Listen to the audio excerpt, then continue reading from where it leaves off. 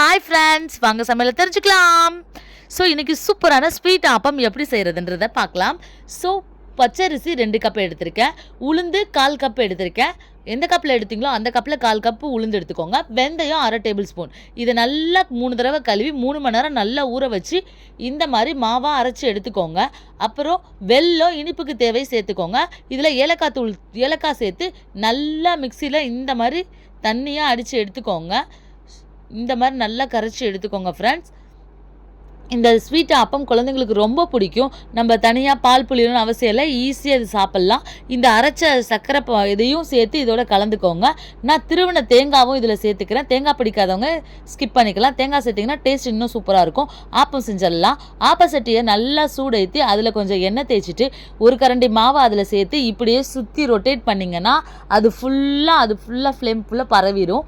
பரவினதுக்கப்புறம் ஒரு மூடி போட்டுடணும். அப்போ தான் ஆப்பம் டேஸ்ட்டாக கிடைக்கும். மூடி போட்டு ஒரு ஃபியூ மினிட்ஸில் எடுத்து பார்த்தீங்கன்னா இந்த மாதிரி உள்ளே வெந்து சூப்பராக வந்திருக்கும். இப்படி எடுக்கவே அழகாக வந்துடும். சூப்பராக இருக்குது பாருங்கள். இதே மாதிரி எல்லா ஆப்பத்தையும் நான் ஊற்றி எடுத்துக்கிட்டேன். அதில் ஜானுக்கு பிடிச்ச ஃப்ளவர் ஆப்பம் ஒன்று செஞ்சுருந்தேன். ஸோ இதுக்கு இந்த மாதிரி சைடிஷ் குழம்பு சட்னி கூட வச்சுக்கலாம். பால் ஊற்றியும் சாப்பிட்லாம், அப்படியேவும் சாப்பிட்லாம். குழந்தைங்களுக்கு ரொம்ப பிடிக்கும். ஜானுக்கு நான் அப்படியே தான் கொடுத்தேன். ரொம்ப டேஸ்ட்டாக விரும்பி குழந்தைங்க சாப்பிடுவாங்க. நீங்களும் நான் சொன்ன முறைப்படியே செஞ்சிங்கன்னா டேஸ்ட்டாக கிடைக்கும். Bye bye friends.